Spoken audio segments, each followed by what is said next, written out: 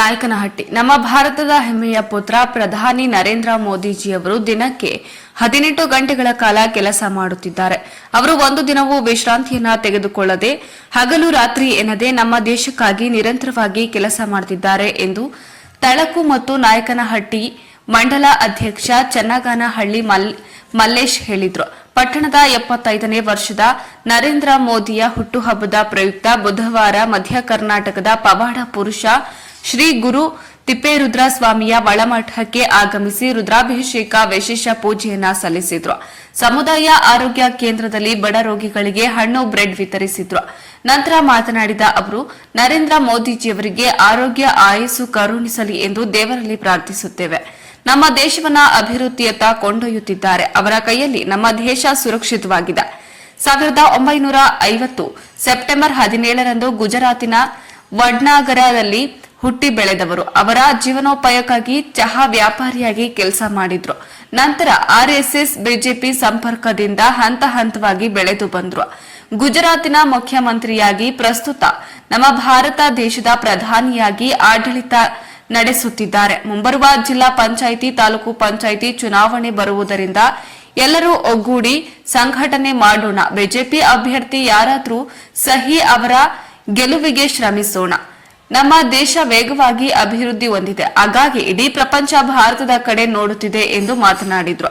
ಈ ಸಂದರ್ಭದಲ್ಲಿ ಉಪಸ್ಥಿತರಾದ ತಳಕು ಮತ್ತು ನಾಯಕನಹಟ್ಟಿ ಮಂಡಲ ಅಧ್ಯಕ್ಷ ಚನ್ನಗಾನಹಳ್ಳಿ ಮಲ್ಲೇಶ್, ಜಿಲ್ಲಾ ಎಸ್ಟಿ ಮೋರ್ಚಾ ಅಧ್ಯಕ್ಷರು, ಮಂಡಲ ಉಸ್ತುವಾರಿಗಳು ಪಿ ಶಿವಣ್ಣ, ನಿಕಟ ಪೂರ್ವ ಅಧ್ಯಕ್ಷ ರಾಮರೆಡ್ಡಿ, ಎಂವೈಟಿ ಸ್ವಾಮಿ, ಪಾಪೇಶ್ ನಾಯ್ಕ, ಪ್ರಧಾನ ಕಾರ್ಯದರ್ಶಿ ಬೆಂಕಿ ಗೋವಿಂದ, ಜಿಲ್ಲಾ ರೈತ ಕಾರ್ಯದರ್ಶಿ ಬೋಸೆರಂಗ, ಯುವ ಮೋರ್ಚಾ ಅಧ್ಯಕ್ಷ ತ್ರಿಶೂಲ್, ಮಂಡಲ ಉಪಾಧ್ಯಕ್ಷ ಓಬಣ್ಣ, ಚನ್ನಬಸಯ್ಯನಹಟ್ಟಿ ಶ್ರೀನಿವಾಸ್, ಎಚ್ವಿ ಪ್ರಕಾಶ್ ರೆಡ್ಡಿ, ನಗರ ಘಟಕದ ಪ್ರಧಾನ ಕಾರ್ಯದರ್ಶಿಗಳು ರಾಜು, ರಾಜೇಂದ್ರ, ಒಬಿಸಿ ಅಧ್ಯಕ್ಷ ರಂಗನಾಥ್, ಎಸ್ಸಿ ಮೋರ್ಚಾ ಮಂಡಲ ಅಧ್ಯಕ್ಷ ಶಂಕರಸ್ವಾಮಿ, ಮಹಿಳಾ ಮೋರ್ಚಾ ಅಧ್ಯಕ್ಷೆ ಪವಿತ್ರ, ಬಾಲರಾಜ್ ಯಾದವ್, ರೈತ ಮೋರ್ಚಾ ನಿಕಟ ಪೂರ್ವ ಅಧ್ಯಕ್ಷರು ಚೌಳಕೆರೆ ಬಸಣ್ಣ, ಹಿರೇಹಳ್ಳಿ ನಾಗರಾಜ್, ಗಿಡ್ಡಾಪುರ ಬೋರಯ್ಯ ಹಾಗೂ ಬಿಜೆಪಿ ಪಕ್ಷದ ಮುಖಂಡರುಗಳು ಹಾಜರಿದ್ದರು. ವರದಿ ಹರೀಶ್ ನಾಯಕನಹಟ್ಟಿ. ಅವರ ದಾಖಲೆಯನ್ನು ಮುರಿದು ಸುದೀರ್ಘವಾಗಿ ಪ್ರಧಾನಿಯಾಗಿರ್ತಂದ ಏಕೈಕ ವ್ಯಕ್ತಿ ಅಂದ್ರೆ ನರೇಂದ್ರ ಮೋದಿ, ನಮ್ಮ ನೆಚ್ಚಿನ ಪ್ರಧಾನಿಯಾದ ನರೇಂದ್ರ ಮೋದಿಜಿಯವರು.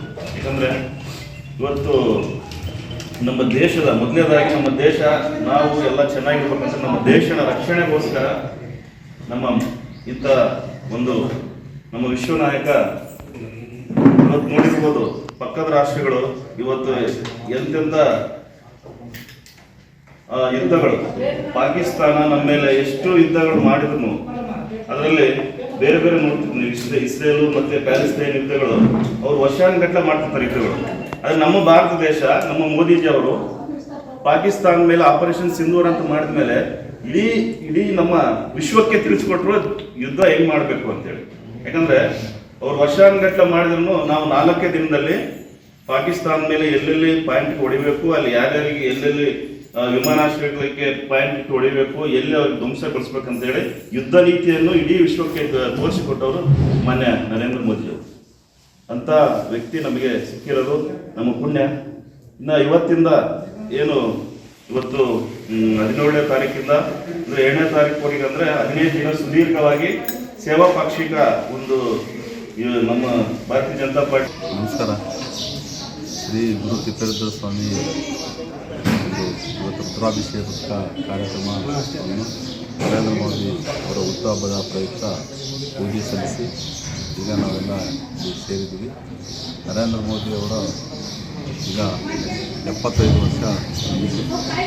ಅವರ ಆರೋಗ್ಯ ಆಯಸ್ಸು ಹೆಚ್ಚಿಗೆ ಆಗಿ ದೇಶದ ಅಭಿವೃದ್ಧಿ ಕಡೆ ಅವರು ಕೆಲಸ ಮಾಡ್ತಿದ್ದಾರೆ. ಅವರಿಗೆ ಶುಭ ಕೋರ್ತಾ ಇದ್ದೀನಿ. ಈ ಸಂದರ್ಭದಲ್ಲಿ ಅವರು ಹುಟ್ಟಿನಿಂದಲೂ ಸಹ ಅವರು ಕಷ್ಟದಲ್ಲಿ ಬಾಳಿ ಒಂದು ರೈಲ್ವೆ ಸ್ಟೇಷನಲ್ಲಿ ಟೀ ಮಾರರ ಮಗನಾಗಿ ಅವರು ಕಷ್ಟಪಟ್ಟು ವಿದ್ಯಾಭ್ಯಾಸ ಮಾಡಿ ನಂತರ ದಿನಗಳಲ್ಲಿ RSS ಸಂಘ ಪರಿವಾರದ ಒಂದು ಇದರಲ್ಲಿ ಸೇರಿಕೊಂಡು, ಆಮೇಲೆ ಅಲ್ಲಿ ಸಂಘ ಪರಿವಾರದ ಒಂದು ಸ್ವಯಂ ಸೇವಕನಾಗಿ ಕೆಲಸ ಮಾಡಿ ನಂತರ ಒಂದು ಒಳ್ಳೆ ಇದಾಗಿ ಮತ್ತು ಪ್ರಚಾರಕರಾಗಿ ಅವರು ಕೆಲಸ ಮಾಡಿ ಅವರು ಉನ್ನತ ಭಾರತೀಯ ಜನತಾ ಪಾರ್ಟಿಯಲ್ಲಿ ಗುರುತಿಸಿಕೊಂಡು ಅವರು ಗುಜರಾತ್ನ ಮುಖ್ಯಮಂತ್ರಿಯಾಗಿ ಸುಮಾರು 13 ವರ್ಷಗಳ ಕಾಲ ಸರ್ವಿಸ್ ಮಾಡಿ ಒಳ್ಳೆಯ ಆಡಳಿತ ನಡೆಸಿ ಇಡೀ ದೇಶದ ಮತ್ತು ರಾಷ್ಟ್ರದ ಮತ್ತು ಪ್ರಪಂಚದ ಗಮನವನ್ನು ಸೆಳೆದಿರ್ತಾರೆ.